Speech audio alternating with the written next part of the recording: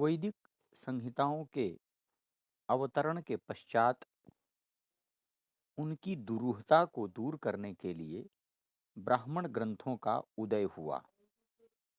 इसीलिए ब्राह्मण ग्रंथ वेदों के भाष्य कहे जाते हैं। तैत्तिरीय संहिता के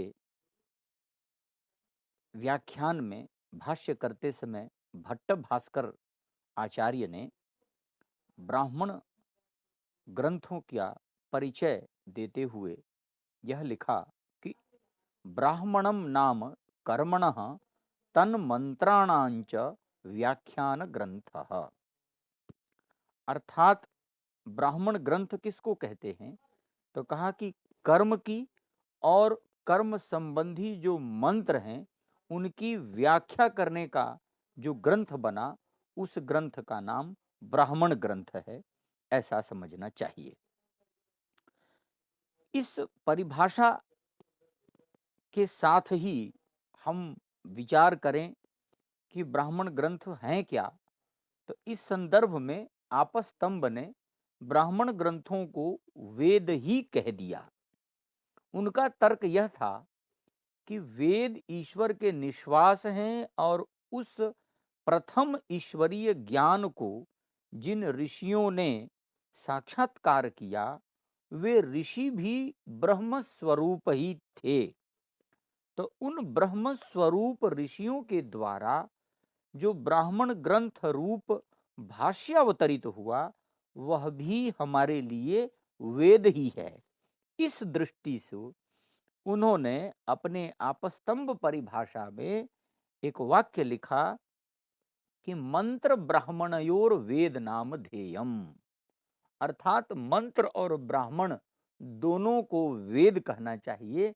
यह बात हमें पहली बार आपस्तंभ ने अपनी आपस्तंभ परिभाषा में लिखा है।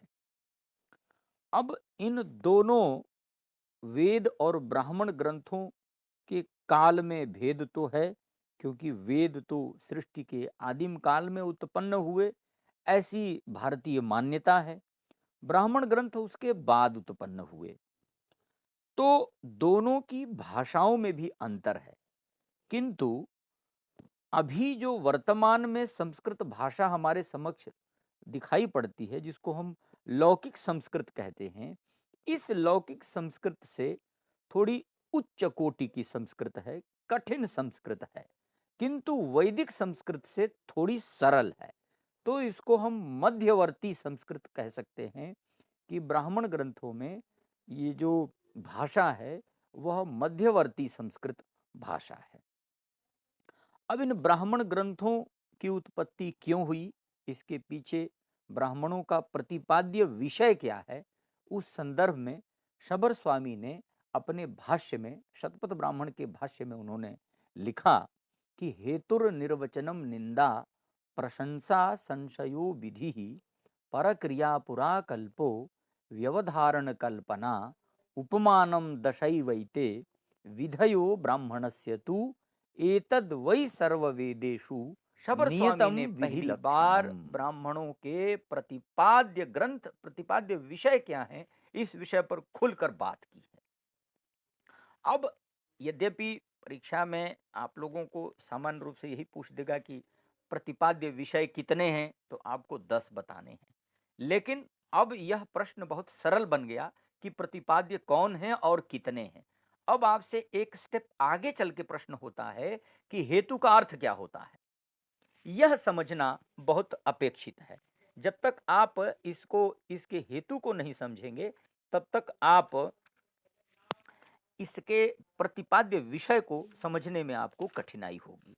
तो इसलिए इनके हेतु पर भी हमें विचार करना चाहिए सबसे पहले कि हेतु का अर्थ क्या होता है। हेतु का अर्थ होता है कर्मकांड संबंधी किसी विशेष विधि की पृष्ठभूमि में निहित जो कारण है उसका निर्देश करना, उसको हेतु कहते हैं। दूसरा शब्द आता है निर्वचन का, अर्थात व्युत्पत्ति के माध्यम से याग में, यज्ञ में प्रयोग में आने वाले जो पदार्थ हैं उनकी सार्थकता बताना निर्वचन के माध्यम से, यह निर्वचन के अंतर्गत आता है। उसी तरह निंदा है, अब निंदा का अर्थ जो लोक में निंदा है वैसा नहीं है। यहां निंदा का अर्थ है कि जो अप्रशस्त वस्तु है, यज्ञ संबंधी जो अनुचित है, उसकी निंदा करके अपने यजमान को जागृत करना निंदा कहलाता है। यह भी ब्राह्मणों का प्रतिपाद्य विषय है। इसी प्रकार प्रशंसा है। प्रशंसा का अर्थ है, कहा कि वायु के निमित्त क्यों यागानुष्ठान किया जाए, इसका प्रतिपादन करना है, उसकी प्रशंसा करनी। वायु के निमित्त अर्थ है कि वायु ही प्रधान देवता उस यज्ञ में माने गए हैं। इस दृष्टि से उसकी प्रशंसा करते हुए हमें कार्य में प्रवृत्त होना चाहिए। इसी प्रकार संशय है। संशय का अर्थ होता है संदेह। यजमान के भीतर अगर कोई संदेह हो जाए कि ये कार्य क्यों हो रहा है, तो उसका निराकरण करना भी ब्राह्मण ग्रंथों का कर्तव्य है। इसी प्रकार विधि है। विधि का अर्थ है कि कौन सी लकड़ी से किस प्रकार का प्रयोग करना है। जैसे उदाहरण दिया कि उदुम्बर यानी कि गूलर की वह शाखा जिसके नीचे बैठकर उद्गात्री मंडल यानी कि उद्गाता आदि सामगान करता है, तो वह कितनी बड़ी होनी चाहिए, कितनी छोटी होनी चाहिए, कि लंबाई चौड़ाई परिमाप कैसा होना चाहिए, इन सब को जानना बताना विधि कहलाता है। ये विधि के अंतर्गत आता है। इसी प्रकार परकृति है। परकृति का अर्थ होता है पर कृति, पर माने दूसरा, कृति माने कार्य, दूसरे के लिए कार्य करना, इसको कहते हैं परकृति। फिर आया पुराकल्प। पुराकल्प का अर्थ होता है, पुरा माने पहले, कल्प माने पूर्व में कथित। पूर्व में कथित जो आख्यान है उसको बताने का कार्य भी ब्राह्मण ग्रंथों का ही है। इसी तरह व्यवधारण कल्पना, किसी विशेष प्रकार के का निश्चय करना व्यवधारण कल्पना कहलाता है। जैसे उदाहरण दिया कि जितने घोड़ों का प्रतिग्रह करे उतने ही वरुण देवताक चतुष्कपालों से याग करे। यानी कि जितने घोड़े ले आए उतने ही वरुण देवता संबंधी कपालों को दान भी करे। यह व्यवधारण कल्पना है। इसी प्रकार उपमान है। उपमान का अर्थ आप सब जानते हैं, उपमा देना, तुलना करना। जैसे ये वैसे, यथा गो तथा गवयः दर्शन में उदाहरण आता है, यह उपमान भी है। तो आचार्य उपमान भी बताता है। यही 10 विधियों के विधियां हैं, लक्षण हैं, जिनसे ब्राह्मण ग्रंथ प्रस्तुत होते हैं। यह बात हमें समझनी चाहिए। इस विचार की चर्चा शबर स्वामी ने शतपथ ब्राह्मण के 2.1.11 भाष्य में ये बात लिखी है पहली बार, कि हमें इसको जानना चाहिए। अब हम आते हैं ब्राह्मण ग्रंथों पर, कौन कौन से ब्राह्मण ग्रंथ हमें उपलब्ध हो रहे हैं उस संदर्भ में। प्रत्येक वैदिक संहिता के अपने अपने स्वतंत्र ब्राह्मण हैं, क्योंकि ब्राह्मण ग्रंथ वैदिक संहिताओं के व्याख्यान ग्रंथ कहे गए। इसलिए ऋग्वेद के मंत्रों का विनियोग किस प्रकार होगा, उनका उपयोग किस प्रकार होगा, इसलिए अलग अलग वेदों के अलग अलग ब्राह्मण ग्रंथ भी रचे गए हैं। उस दृष्टि से सबसे पहले ऐतरेय ब्राह्मण की हम बात करेंगे, क्योंकि ऐतरेय ब्राह्मण ऋग्वेद का पहला ब्राह्मण है। इसके रचयिता ऐतरेय महिदास कहे जाते हैं। ये महिदास उनका मूल नाम है। इतरा उनकी माता का नाम था और मांडूकी उनके पिता का नाम था। इन दोनों से उत्पन्न ऐतरेय महिदास हैं। ऐतरेय नाम इसलिए पड़ा क्योंकि वो इतरा के पुत्र कहे गए हैं। इतरा का अर्थ दूसरा भी होता है। संभवतः मांडूकी ऋषि की कई पत्नियां थीं, उनमें से जो दूसरी पत्नी थी उससे महिदास का जन्म हुआ था, इसलिए इनका नाम ऐतरेय महिदास है। इन्होंने ऐतरेय ब्राह्मण का प्रवचन किया था। इस ऐतरेय ब्राह्मण में 40 अध्याय हैं, 5-5 अध्यायों की पंचिकाएं हैं। कुल 5 पंजिकाएं हैं, 8 पंचिकाएं हैं और 258 खंड हैं। बहुत महत्वपूर्ण यह ग्रंथ है। इस ग्रंथ के जो प्रतिपाद्य विषय हैं वो मूल है सोमयाग। सोमयाग के अंतर्गत जो कुछ भी प्रक्रिया होती है उन सारी प्रक्रियाओं का भिन्न भिन्न अध्यायों में आवश्यकता के अनुसार वर्णन हुआ है। आरंभ में प्रथम अध्याय में अग्निष्टोम का वर्णन है। प्रथम और द्वितीय दोनों में अग्निष्टोम चलता है। तीसरे अध्याय में शुनःशेप नाम का बहुत प्रसिद्ध आख्यान है। इसे ही हरिश्चंद्रोपाख्यान भी कहते हैं। यह आपको बोध होना चाहिए, क्योंकि अलग से यह प्रश्न आता है कि शुनःशेप आख्यान किस ब्राह्मण में है और किस अध्याय में है। इसी प्रकार चौथे अध्याय में राजसूय यज्ञ का विधान है और अंतिम के 3 अध्याय बहुत महत्वपूर्ण हैं। उनमें जो 48वां अध्याय है उसमें ऐन्द्र महाभिषेक की चर्चा है। 39वें अध्याय में पुरोहित की बहुत महत्ता बताई गई है और 40वें अध्याय में ब्रह्म परिमर की का वर्णन है। उनकी बड़ी सारी वहाँ प्रशंसा की गई है। इसी प्रकार कुछ बहुत महत्वपूर्ण वाक्य प्रसिद्ध हैं ऐतरेय ब्राह्मण के। उन वाक्यों को भी ध्यान रखना चाहिए। जैसे एक वाक्य है, ऋतम वाव दीक्षा सत्यम दीक्षा तस्मात् दीक्षितेन सत्यमेव वदितव्यम। यह वाक्य उस संदर्भ का है कि जब यजमान दीक्षित हो जाता है, दीक्षा ले लेता है, यज्ञ संपन्न करने का संकल्प ले लेता है, उस समय सर्वदा उसे सत्य ही बोलना चाहिए। सत्य के अलावा कोई और वक्तव्य नहीं देना चाहिए, अन्यथा यज्ञ का फल उसको प्राप्त नहीं होगा। इसलिए आचार्य उसको दीक्षा देता है कि सर्वदा यजमान को सत्य ही बोलना चाहिए।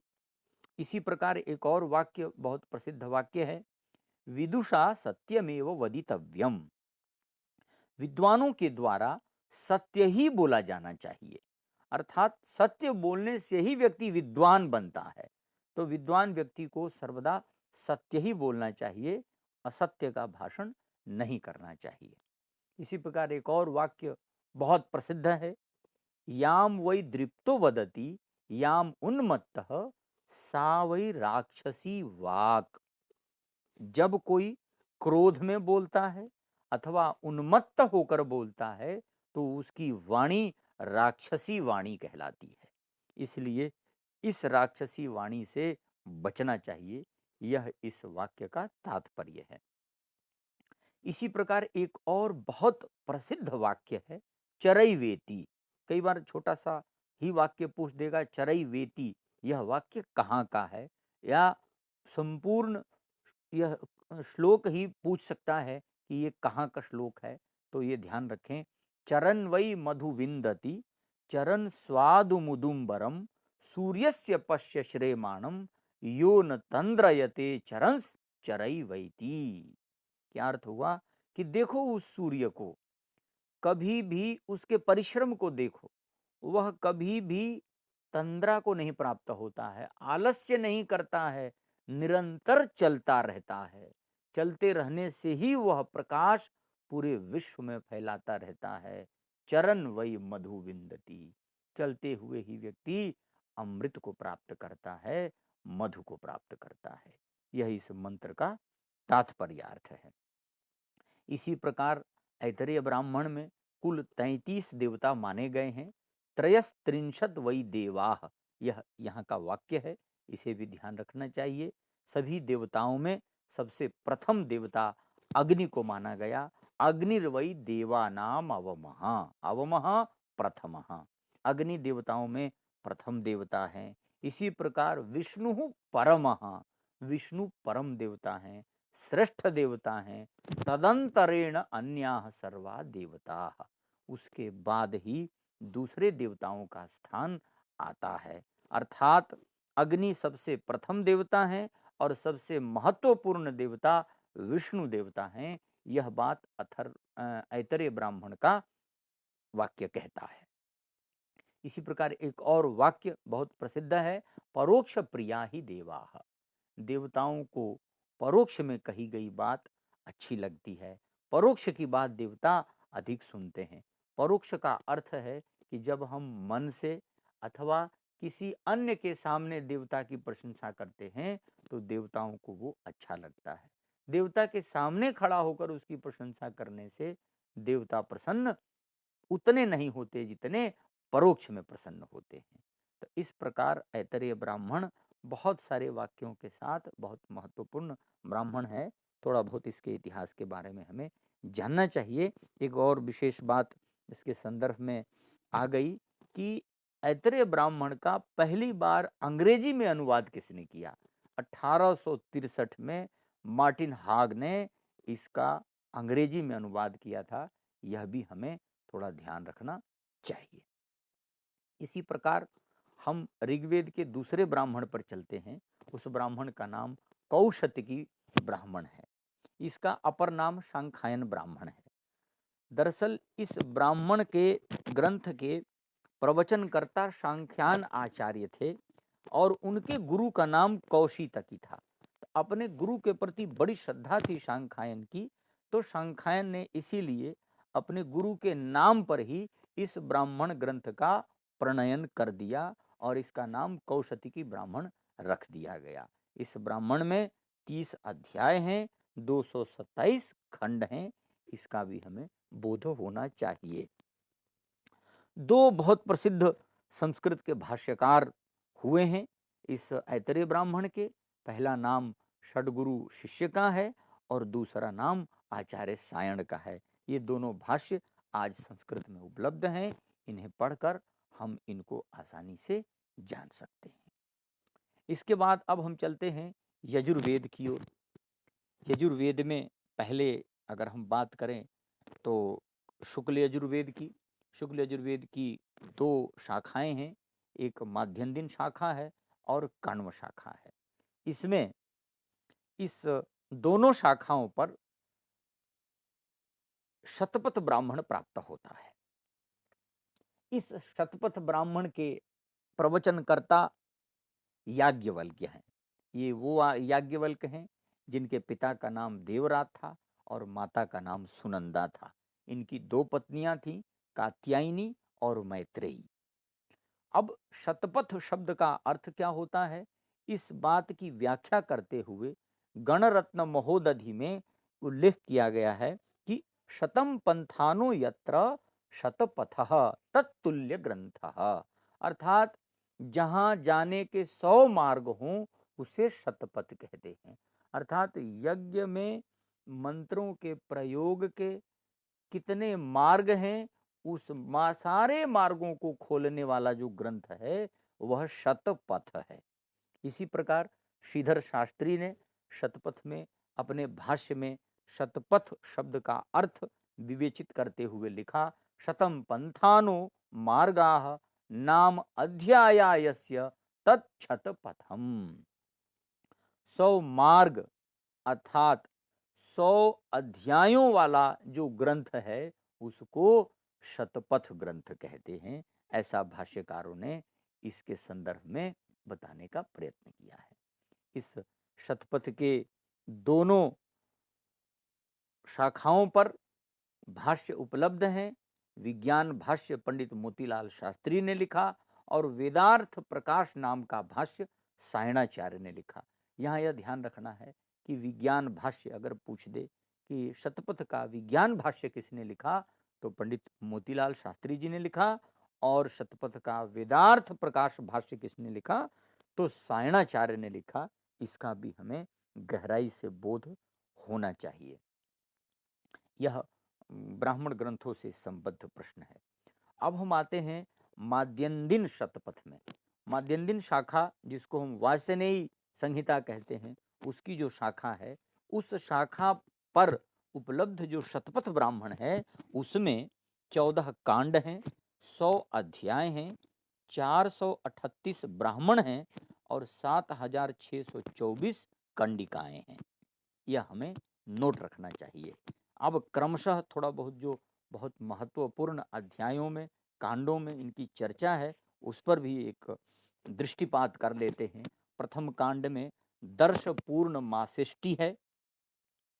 इस प्रथम कांड का नाम हविर यज्ञम भी है। यह भी ध्यान रखें, कभी यह प्रश्न आ सकता है कि प्रथम कांड का नाम क्या है, तो उसका नाम हविर यज्ञम है। और प्रथम कांड का प्रतिपाद्य विषय क्या है, तो दर्श पूर्ण मासेष्टि उसका प्रतिपाद्य विषय है।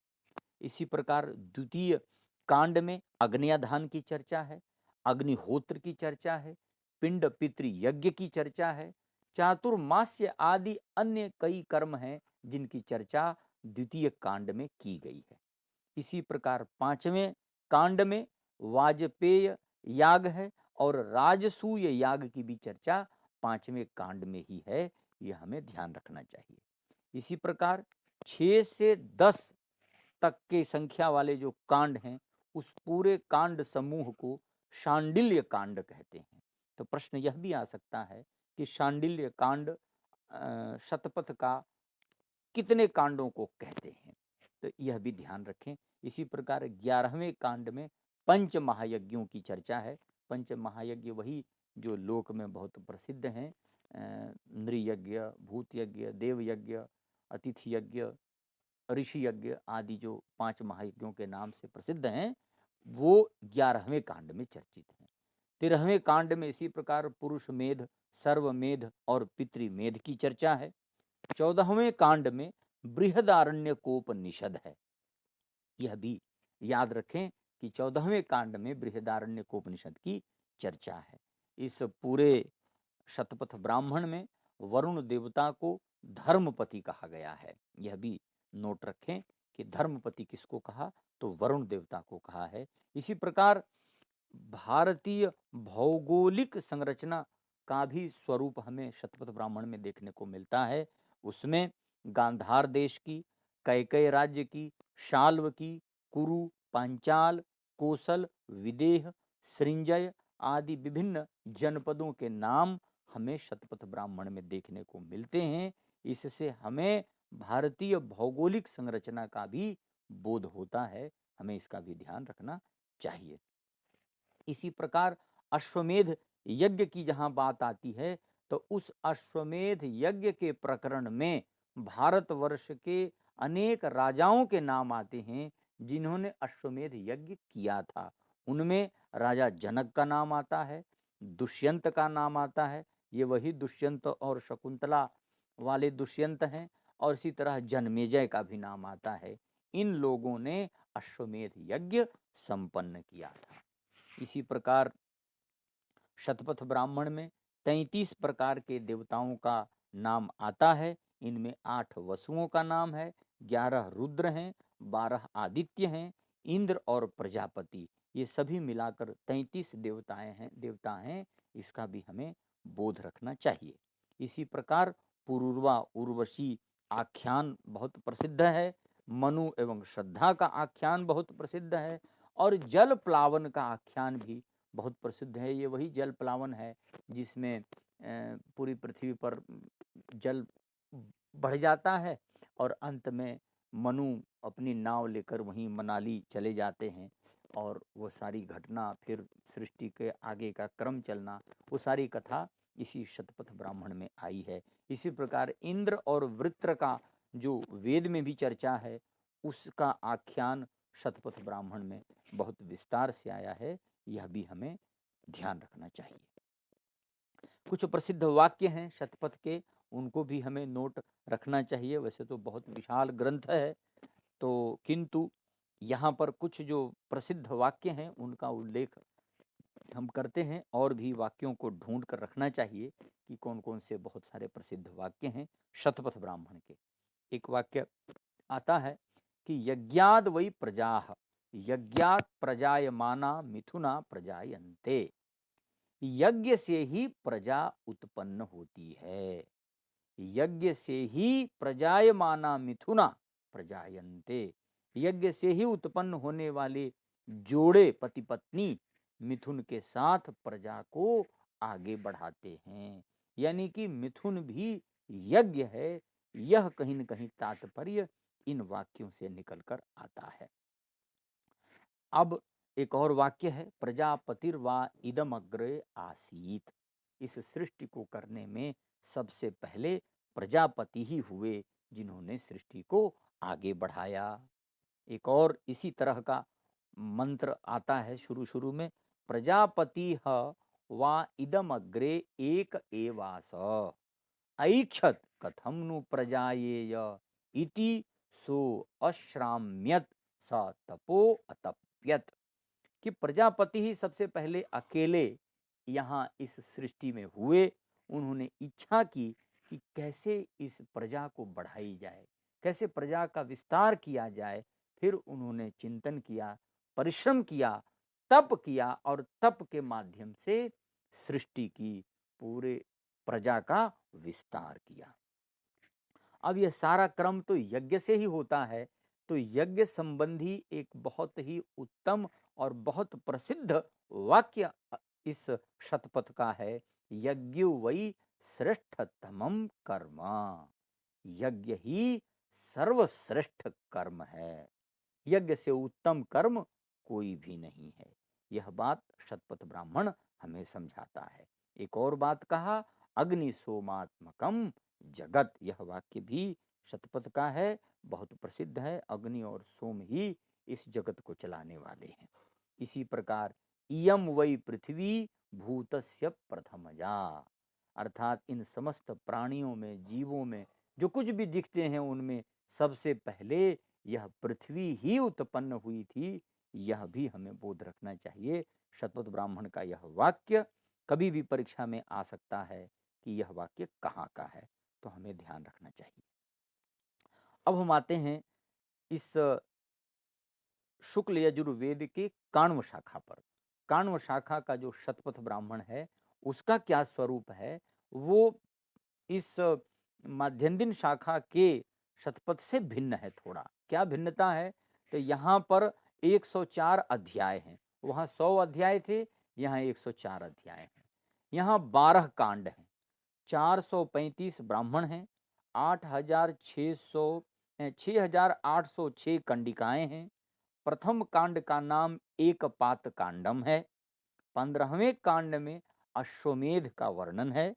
17वें में ब्रह्म विद्या का वर्णन है। यह बातें हमें नोट करके रखना है कि कहाँ किस कांड में क्या बातें खास रूप से चल रही हैं। तो बहुत अधिक विस्तार इस ग्रंथ पर यहाँ नहीं करना है, क्योंकि विषय सारे वही जो माध्यन्दिन के कांड में ब्राह्मण में है, वही काण्व के शतपथ ब्राह्मण में भी विस्तार से आई हुई है। अब हम चलते हैं कृष्ण यजुर्वेद की ओर। कृष्ण यजुर्वेद का बहुत प्रसिद्ध ब्राह्मण तैत्तिरीय ब्राह्मण है।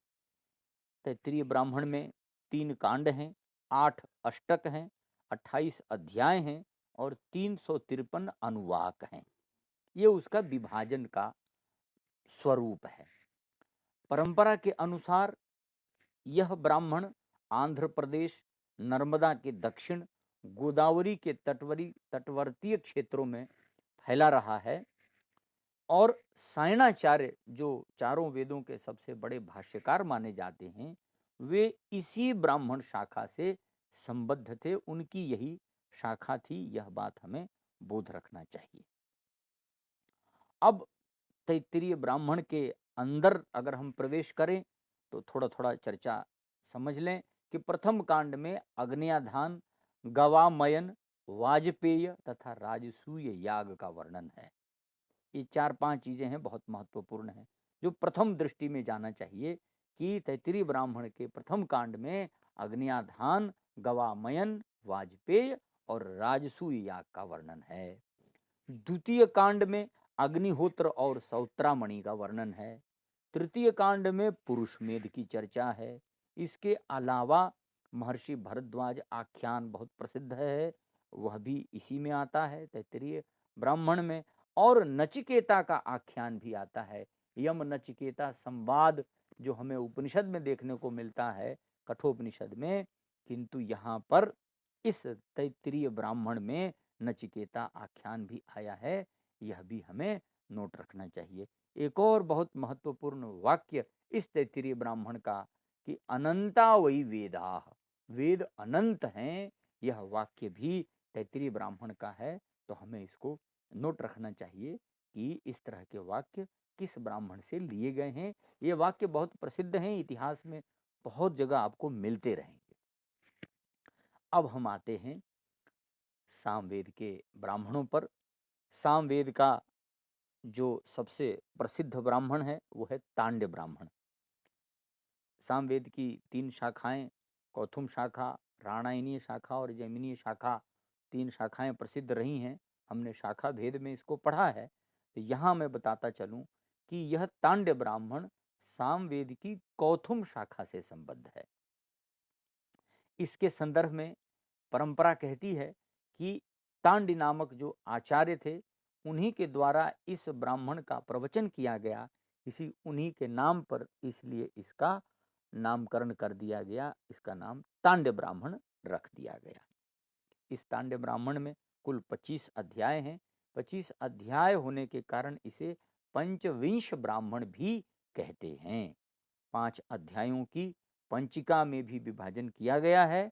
कुल 180 आख्यायिकाएं इस ब्राह्मण में हैं। इसको भी हमें नोट रखना चाहिए, याद रखना चाहिए। तांड्य ब्राह्मण का प्रतिपाद्य विषय भी सोमयाग ही है। यहाँ पर 178 प्रकार के सोमयाग का वर्णन प्राप्त होता है, यह भी हमें नोट रखना चाहिए। और तांड्य ब्राह्मण की शुरुआत देवी की स्तुति से होती है। देवी वाक यत्ते मधुमत तस्मिन माधाह, हे वाग देवी यत्ते मधुमत, जो आपका अमृत है, जो आपका मधु है, मधु समान मति है, बुद्धि है, जो कुछ भी मधुमय है आपके पास, तस्मिन माधाह, उसमें ही मुझे धारण करो, उसमें ही मुझे स्वीकार करो। इसी ब्राह्मण से, तांड्य ब्राह्मण से ही छांदोग्योपनिषद का संबंध है, यह भी हमें नोट रखना चाहिए। अर्थात छांदोग्योपनिषद का संबंध इस तांड्य ब्राह्मण से है, हमें इसका बोध रखना है। इसी तरह एक और बहुत प्रसिद्ध कौथुम शाखा का ब्राह्मण है षड्विंश ब्राह्मण। सायण इसका एक अपर नाम बताते हैं, तांडक शेष ब्राह्मण। यानी कि तांड्य ब्राह्मण में जो बातें रह गई थीं, उन बातों को इसमें बताया गया है, इसलिए इसका नाम षड्विंश ब्राह्मण रखा गया। और इसमें कुल 6 अध्याय हैं। प्रथम अध्याय में 7 खंड हैं, जिसमें प्रथम उसमें सुब्रह्मण्य निगद का बहुत विस्तार से वर्णन है, उनकी प्रशंसा यहाँ की गई है। उसी प्रकार दूसरे अध्याय में 7 खंड हैं, तीसरे अध्याय में 9 खंड हैं, चौथे अध्याय में 6 खंड हैं, 5वें अध्याय में 7 खंड हैं और 6ठे अध्याय में 12 खंड हैं। यह इसका बाह्य स्वरूप विभाजन की दृष्टि से हमें बोध होना चाहिए। विभिन्न प्रकार के विधि विधानों की चर्चा इस ब्राह्मण ग्रंथ में है। इसी कारण इसमें 24 आख्यायिकाएं आई हुई हैं, जिनके माध्यम से विविध कथाओं का विस्तार यहाँ देखने को मिलता है। एक और बहुत महत्वपूर्ण आख्यान इंद्र और अहिल्या का है। जो वही अहिल्या जो पत्थर हो गई थी अपने पति के शाप के कारण, गौतम ऋषि के शाप के कारण, जिनका राम ने अपने पाद स्पर्श से जिनका पत्थर होना समाप्त किया था, उस इंद्र और अहिल्या विषयक जो आख्यान है वह यहाँ चर्चित है, यह भी हमें नोट रखना चाहिए। इसी प्रकार सामवेद के और भी कई ब्राह्मण मिलते हैं। उनमें एक ब्राह्मण है साम विधान ब्राह्मण। इस ब्राह्मण में 3 प्रपाठक हैं और 25 अनुवाक हैं, ये भी हमें नोट रखना चाहिए। इसी प्रकार एक और ब्राह्मण आर्षेय ब्राह्मण, यह भी कौथुम शाखा का ही ब्राह्मण है। आर्षेय ब्राह्मण का अर्थ ही होता है आर्ष, ऋषियों के संदर्भ में, ऋषियों की परंपरा, ऋषियों की वंश परंपरा आदि विधान विभिन्न विस्तार पूर्वक चर्चा जिस ग्रंथ में है उसको हम आर्षेय ब्राह्मण कहते हैं, जिसका आरंभ इस वाक्य से होता है कि अथ खलु अयम आर्ष प्रदेशो भवति। आर्षेय ब्राह्मण ऋषियों के लिए आया है, यह सूत्र शैली में लिखा गया है। यह पहला ब्राह्मण है जो सूत्र शैली में लिखा गया है, यह इसका प्रथम वाक्य था। इसी प्रकार देवता अध्याय ब्राह्मण भी है। यहाँ देवताओं के संदर्भ में बड़ी विस्तार से चर्चा है, देवताओं के स्वरूप, देवताओं के स्वभाव की चर्चा है, यह भी सूत्र शैली में लिखा गया है। इस देवता अध्याय में 4 खंड हैं, यह भी आप नोट करके रखें। इसी तरह एक और बहुत महत्वपूर्ण ब्राह्मण ग्रंथ है उपनिषद ब्राह्मण। इसका नाम ही उपनिषद ब्राह्मण है। इसी का दूसरा नाम छांदोग्य ब्राह्मण भी है। ये हमें ध्यान रखना चाहिए। इस छांदोग्य ब्राह्मण अर्थात उपनिषद ब्राह्मण में कुल 10 प्रपाठक हैं। इन 10 प्रपाठकों में बाद के जो 8 प्रपाठक हैं, यानी कि शुरू के 2 को छोड़कर, वे ही प्रपाठक छांदोग्योपनिषद के नाम से जाने जाते हैं। तो अब यहाँ आप ध्यान रखें कि छांदोग्योपनिषद उपनिषद ब्राह्मण का हिस्सा है। 10 प्रपाठकों में अंतिम के जो 8 प्रपाठक हैं, वे ही छांदोग्योपनिषद के नाम से जाने जाते हैं। इस छांदोग्योपनिषद पर आचार्य सायण ने बहुत सुंदर भाष्य लिखा है, जिसे हम वेदार्थ प्रकाश भाष्य के नाम से जानते हैं। एक और ब्राह्मण है संहितोपनिषद ब्राह्मण। इसमें 5 खंड हैं। यह संहितोपनिषद संहिताओपनिषद, संहिता संबंधी बहुत सारे विषयों का प्रतिपादन इस ब्राह्मण ग्रंथ में हुआ है। संहिता के स्वरूप के, उसके रहस्यों पर बहुत सारी चर्चा है इस ब्राह्मण में, इसलिए इसका नाम संहितोपनिषद ब्राह्मण है। इसमें 5 खंड हैं। इस पर भी आचार्य सायण ने भाष्य लिखा है, जिसका नाम वेदार्थ प्रकाश भाष्य है। यह हमें जानना चाहिए। इसी प्रकार सामवेद की जो जैमिनी शाखा है, उस जैमिनी शाखा से संबद्ध कुछ ब्राह्मण प्रसिद्ध हैं, जिनमें जैमिनी ब्राह्मण है वो बहुत प्रसिद्ध है। इसके भी 3 भाग हैं। इसमें 1128 खंड हैं। इसका एक बहुत प्रसिद्ध वाक्य है जो लोक में हिंदी में भी प्रकारांतर से आता है। मोच्चै रीति होवाच कर्णिनी वै भूमि रीति माँ उच्चैः इति ह उवाच। कभी भी ऊंचा मत बोलो, कर्णिनी वही भूमि ही, क्योंकि ये भूमि के भी यानी कि दीवारों के भी कर्णिनी माने कान होते हैं, कान वाली। ये भूमि भी कान वाली है, ये कहने का अर्थ है। हम लोक में खूब प्रयोग करते हैं, धीमे बोलो, दीवारों के भी कान होते हैं। ये दरअसल इस जैमिनी ब्राह्मण का वाक्य है। इसी को कालांतर में भाषांतर करके प्रस्तुत किया गया कि हिंदी में ऐसे ऐसे बोलना चाहिए। तो यह वाक्य भी प्रष्टव्य है, कभी परीक्षा में आ सकता है, इसको नोट रखें।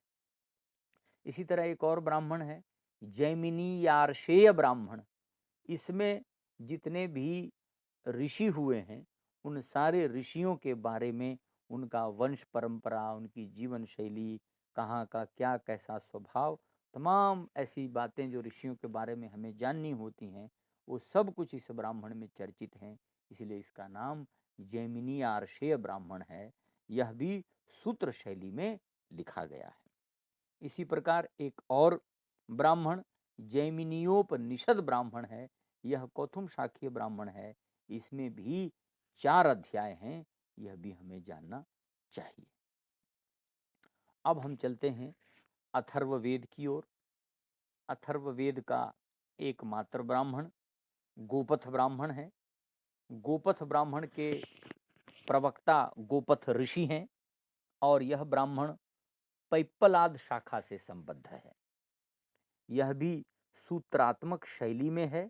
इसमें भी ऋषियों के संदर्भ में ही बताया गया है। यह बात हमें बोध होना चाहिए। अब इस ब्राह्मण के संदर्भ में यद्यपि कुछ लोगों ने इसको शाकल शाखा का बताने का प्रयत्न किया था, शौनक शाखा का, किंतु ऋग्वेदानुक्रमणी में वेंकट माधव ने इसे यह पुष्ट किया कि नहीं, यह ब्राह्मण पैप्पलाद शाखा से ही संबद्ध है, इसको शौनक शाखा से संबद्ध नहीं मानना चाहिए। यह उन्होंने प्रमाणित कर दिया। अब गोपथ शब्द का अर्थ क्या होता है, इस पर हम विचार करें तो गोपथ का अर्थ होता है इंद्रियां, और हमारी इंद्रियां 11 हैं। इसीलिए इस गोपथ ब्राह्मण में 11 प्रपाठक हैं। गोपथ शब्द का अर्थ इंद्रियां हैं, ये बोध समझने का विषय है। इसके 2 भाग हैं, पूर्व और उत्तर भाग। गोपथ के 2 भाग, पूर्व और उत्तर भाग। पूर्व भाग में 5 प्रपाठक हैं, 135 कंडिकाएं हैं और उत्तर भाग में 6 प्रपाठक हैं और 123 कंडिकाएं हैं। इस ब्राह्मण में प्रणवोपनिषद, गायत्र्योपनिषद भी आते हैं। यहाँ ये विषय नोट करने का है कि गोपथ ब्राह्मण के अंतर्गत प्रणवोपनिषद और गायत्र्योपनिषद भी आते हैं, यह जानना चाहिए। गोपथ के अनुसार यज्ञ के 21 प्रभेद हैं, यह भी यहाँ पर चर्चा में आया हुआ है। इस गोपथ ब्राह्मण में बहुत प्रसिद्ध मौद्गल्य और मैत्रेय आख्यान भी हैं, इसको भी हमें जानना चाहिए। एक और महत्वपूर्ण बात कि गोपथ ब्राह्मण का अंग्रेजी में सबसे पहले किसने अनुवाद किया, तो आप जान लें कि ड्यूक गास्ट्रा नाम का एक अंग्रेज विद्वान था, उसने 1919 में अंग्रेजी में गोपथ ब्राह्मण का भाष्य लिखकर प्रकाशन किया। तो इस प्रकार ब्राह्मण साहित्य यहाँ संपन्न होता है। चारों वेदों के विभिन्न शाखाओं के अनेक प्रकार के ब्राह्मण ग्रंथ जो उपलब्ध थे, उनके बारे में यहाँ चर्चा हुई। बहुत कुछ अनुपलब्ध हो गया, अब वो नहीं मिलता, उनके संदर्भ में क्या कहना। तो इतने श्रवण के लिए आपका धन्यवाद।